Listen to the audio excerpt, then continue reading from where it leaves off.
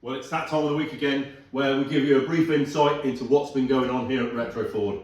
So I'm going to quickly run through a few of the things that we've been doing at Retroford this week. We've taken a delivery of N7 Mazda gearboxes. We're just stripping them down and checking those so they can be ready to go out. We've had a big delivery of tube here. We've got flat-sided oval that we use for our strut races for Cortinas and Escorts. We've got some ERW there that we use for DIY engine mounts. And then we've got some CDS, cold drawn seamless, that we use for our 4-link kits.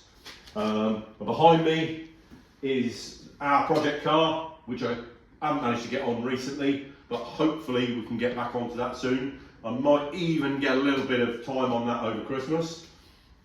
We've got our patterns that we talked about the other week. They've got to go back to the pattern shop to be refurbed. I haven't managed to do that yet.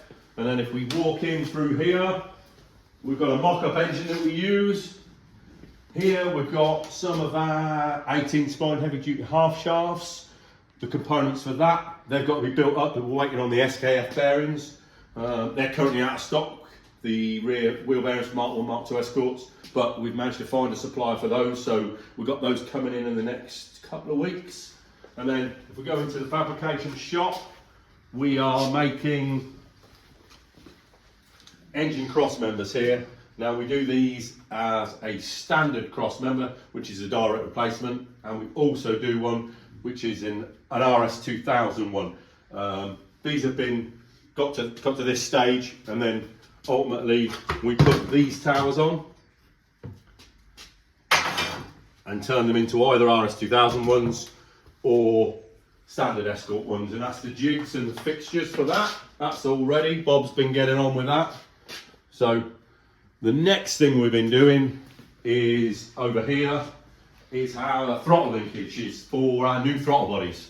So this is the throttle linkage, and in here is like a phosphor bronze PTFE line bearing, and this is the bit of kit that we use for putting these together. So simply put one of those on there, one of these on the top. Use this little mandrel to go down there, make sure it's all nice and square. Pop it down, and there's our bushes pressed in, ready for the throttle linkages.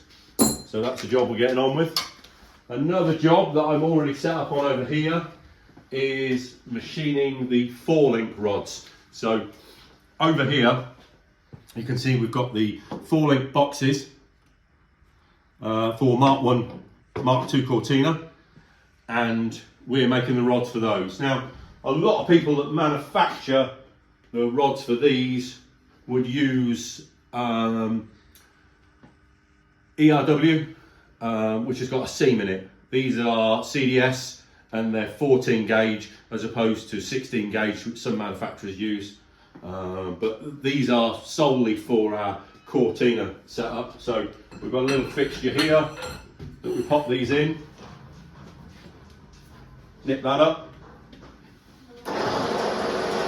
This then fish eyes the end.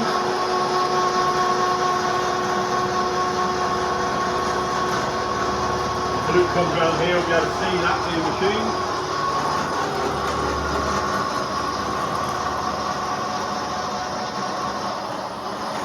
So you can see that's fish eye the end, and after we've deburred it, it looks like that. So then that goes into this fixture.